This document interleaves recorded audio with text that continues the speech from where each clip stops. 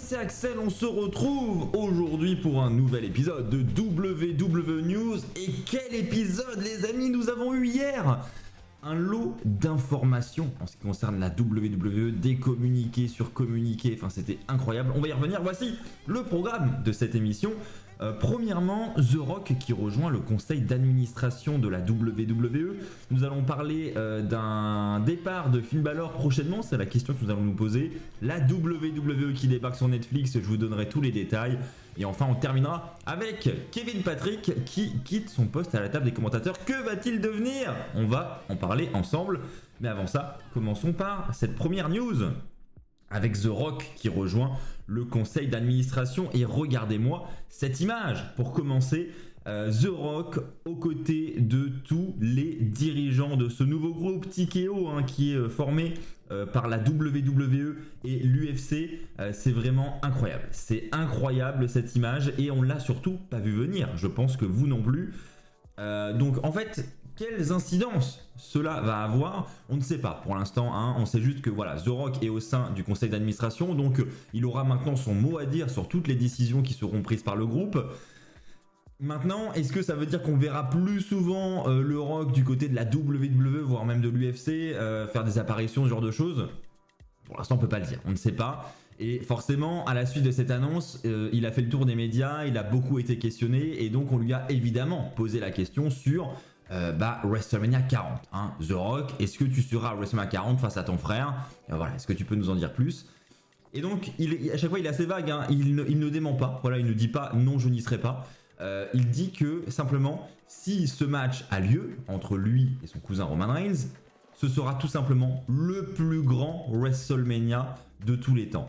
Donc voilà, il est assez honnête, mine de rien, et je pense que, enfin je sais pas ce que vous en pensez, mais une réponse comme ça, ça laisse quand même entendre que il y a quand même des probabilités pour que ça se produise. Donc moi je trouve ça plutôt cool. On verra maintenant si cette info se confirme dans les jours, les semaines qui arrivent. Je pense qu'après le Rumble là, on devrait commencer à en savoir un petit peu plus. Mais le fait que The Rock rejoigne le conseil d'administration, ça veut quand même dire qu'il a du temps à consacrer à la WWE à côté de sa carrière d'acteur, parce que voilà, ça va, mine de rien, c'est un sacré poste, ça va lui demander du temps supplémentaire, donc c'est qu'il est prêt à dégager du temps de son emploi du temps pour revenir un petit peu à la maison entre guillemets, et ça, je pense que quoi qu'il en soit, c'est une plutôt bonne nouvelle.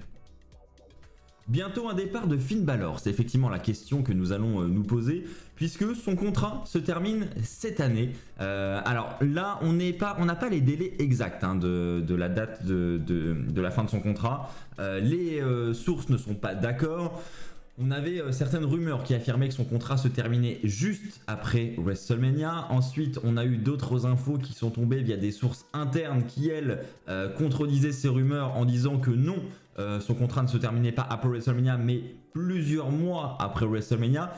Une chose est sûre, c'est que son contrat se termine cette année et on a eu le cas avec Edge notamment dernièrement et d'autres superstars par le passé. Ça arrive que les superstars ne prolongent pas, ne re-signent pas avec la WWE. Donc la question qu'on peut se poser là, c'est est-ce que Finn Balor va re-signer un contrat et va rester à la WWE, sachant qu'il est quand même en plus dans un bon mood en ce moment. Je veux dire, il est au sein du Judgment Day, qui est quand même le clan numéro 1 du côté de Raw, le show principal de la WWE. Donc on est quand même sur un bon booking en ce moment pour Finn Balor. Donc est-ce que ça va lui donner envie de rester ou pas? Ça, on le verra là aussi d'ici quelques mois, mais je voulais vous donner l'info. Voilà, moi vous ne serez pas étonné si d'un coup Finn Balor disparaît des écrans. On enchaîne avec la plus grosse news de cette semaine. La WWE qui débarque sur Netflix. Et oui, vous ne rêvez pas, on en parlait depuis plusieurs mois. On sait que la WWE était en train de renégocier ses deals télévisés, notamment celui de Raw, et ça y est, c'est Netflix qui a obtenu les droits de diffusion de Raw à partir de janvier 2025, et c'est une grosse annonce. Alors, plusieurs points. Déjà, à l'heure actuelle, il faut savoir que ça ne concerne pas la France, mais, je dis bien un mais, ça devrait sans doute suivre. Parce que dans le communiqué, ils annoncent que à partir de janvier 2025, ce sera dispo sur Netflix aux États-Unis, au Canada, au Royaume-Uni et en Amérique latine. Il n'y a vraiment aucune raison pour que la France ne suive pas. Ils ont bien précisé dans le communiqué que d'autres pays seront annoncés prochainement.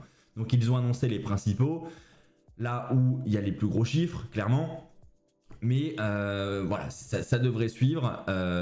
Et puis, en ce qui concerne la durée du contrat, on est sur un contrat de 10 ans. Donc 10 ans, pendant 10 ans, la WWE est certaine d'être diffusée sur Netflix. Après, il est dit que au bout de 5 ans, soit Netflix décide d'arrêter, parce que les chiffres ne leur conviennent pas, soit il reprolonge pour 10 années supplémentaires.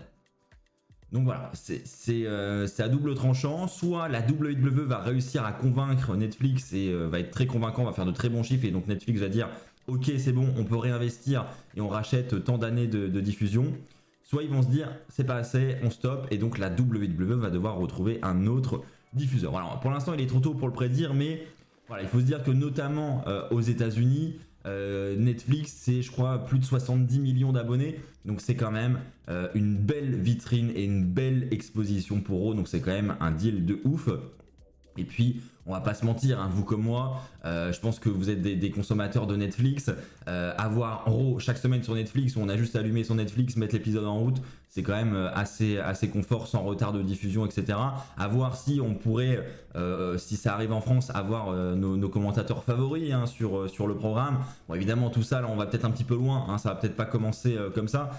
Mais voilà, je pense qu'effectivement, c'est peut-être pour ça aussi que la France n'est pas encore annoncée, c'est que on est, après il y a des contrats d'exclusivité, etc. Donc peut-être que ça va prendre un peu de temps, peut-être que ce sera pas dès l'année prochaine pour la France, peut-être que AB1 va garder l'exclusivité. Enfin voilà, il y a des tas de possibilités, donc je veux pas non plus trop mettre l'eau à la bouche, mais en tout cas je pense que ça va être la volonté de Netflix, ça va être la volonté de la WWE sur le long terme, c'est de proposer cette offre un peu partout dans le monde, parce que quand on s'appelle Netflix et qu'on met 5 milliards sur la table pour acheter des droits comme ça, forcément on a envie de le rentabiliser, on a envie de le proposer à un maximum de personnes. Donc je pense que voilà, ça va sans doute bouger dans les années à venir, mais cela reste à confirmer. Et puis autre info, SmackDown, les Premium Live Event NXT seront eux aussi disponibles sur Netflix.